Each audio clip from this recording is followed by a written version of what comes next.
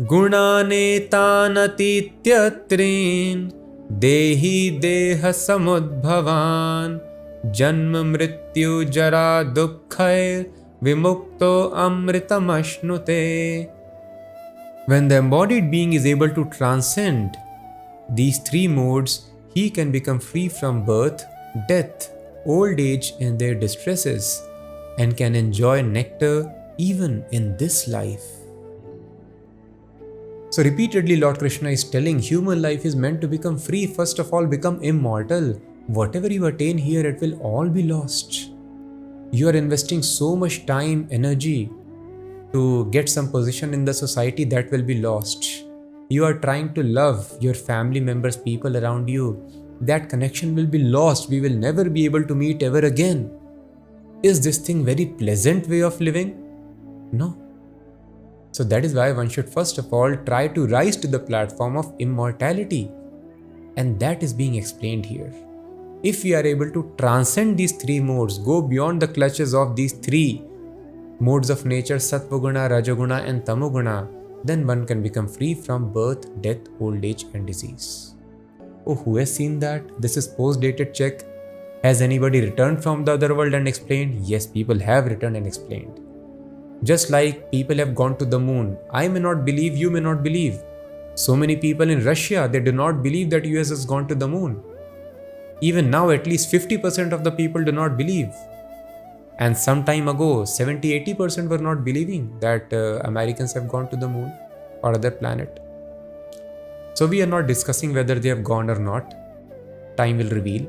But if somebody goes to any place, either space station or we even do not know where is space station, is it fact or not? But somebody has gone and they have come back. They are very less in number. But we understand from the people of knowledge. They have come back, they have revealed, and those people who have heard, they have explained the knowledge to others. If you approach them, they can give you all the proofs and verification. In a similar fashion, people have come from that world. That is called avatar. Lord Krishna comes from that world, and his confidential servants, they also come from that world. And they come here as spiritual masters and they spread this knowledge. So yes, people have come back from the world of immortality. And just like we approach some astronauts, they give you this description of the space from where they have come back. These people, they give us description of the spiritual world also. We have to be sincere. If we are sincere, we will be guided to such people.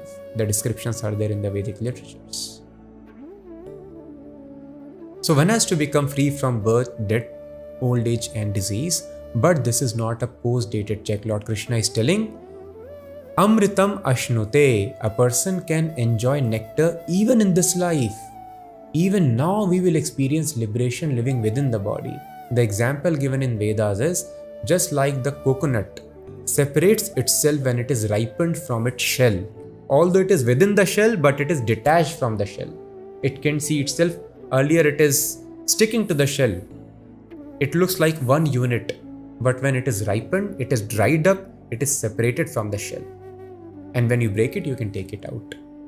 In a similar fashion, when the spiritual knowledge increases in the body, the soul gets matured, it gets established in its spiritual identity different from the body. Although this body will continue as it is destined for some time, but the soul can understand, I am different from this body. Just like the coconut fruit is separated from its shell. So long the body is destined to continue, it will continue, but it will not be affected by the distresses or happiness imparted to the body. It will always remain within the body, unconcerned with what is happening on physical or mental level. It will be different. So even now, Ashnute, that nectar can be experienced, that liberation can be experienced. The forces of nature are not affecting, person is always in spiritual bliss. So it's not a post-dated check.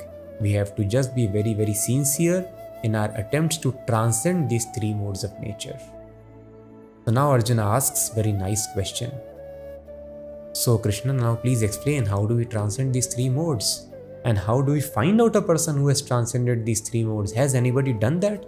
Then we get faith that yes, I also can do.